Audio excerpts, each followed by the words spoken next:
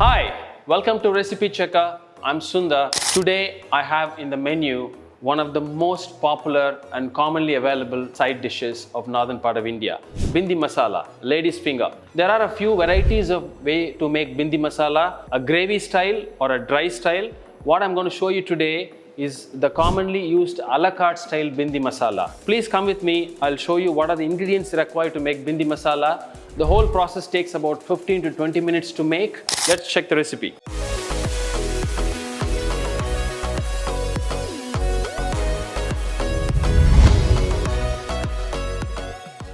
I'm going to deep fry the bhindi. I have the pan and the oil is above medium heat. Frying time of this bhindi shouldn't be more than about 40 seconds to a minute. So the oil has to be really hot.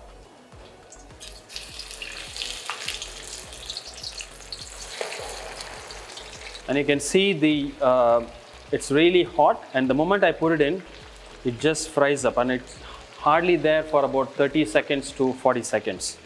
So just once it settles down, the bubbles are settles down, I'm going to remove it straight away. The whole idea is it shouldn't change from its green color. This is ready now.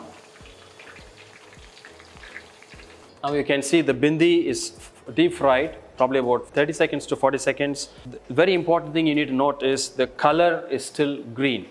The heat which is there will start slowly cooking it, but still it is cooking inside.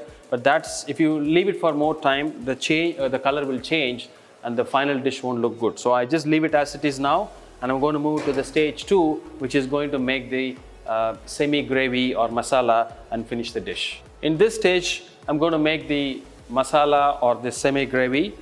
I have taken a pan and I will use 1.5 a small ladle of oil, cooking oil, which is just enough to fry my onion, garlic. So once the oil is hot, I'm going to add the cummins,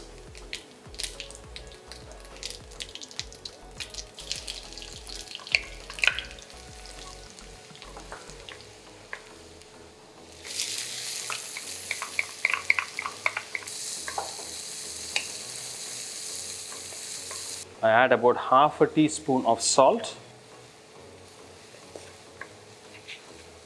Now the onion is cooked, and at this stage I'm going to add 1/4 teaspoon of turmeric powder, just a little bit, less than half a teaspoon of chili powder, half a teaspoon of coriander powder. We can add little more coriander powder. I'm adding the chopped tomatoes.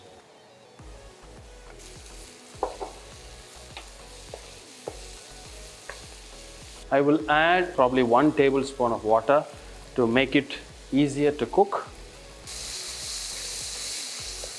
One of the techniques we need to remember is always, the whole idea is the masala need to get cooked with the right moisture. So if it is getting dry, if it is about to burn, you can always add about 1 or 2 tablespoons of water and cook it till the oil separates and the masala is cooked. So that's how you need to maintain the gravy while it is on the pan. So this is cooked. The consistency what I was talking about is about a semi-gravy, which means I want not too dry and not too watery. And once it's combined well, I'm going to add the fried bhindi. Adding a pinch of powdered kasturi methi, about 2 pinches of chaat masala, 2 pinches of garam masala, jeera powder, probably about less than half a spoon. So to combine this, it looks a little separated. So what I'm going to add now, 1 teaspoon of butter, adding the diced tomatoes.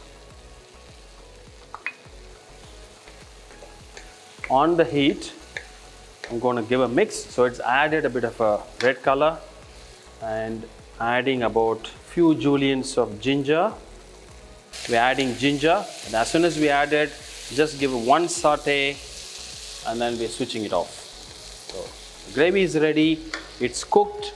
You can see the oil is separated now, and it's retained its green color of the bhindi. You can see some red tomato chunks, and it's perfectly all right now.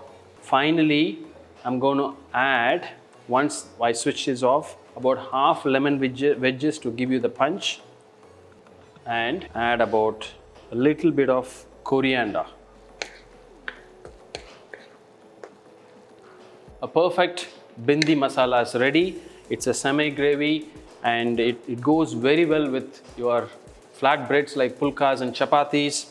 So thank you so much for watching today, and please do share this recipe with your friends. Please try this at home. I'm sure this will come very well for you, and look forward to see you soon with another recipe. In the meantime, follow us in the Instagram as well. Thank you so much for watching.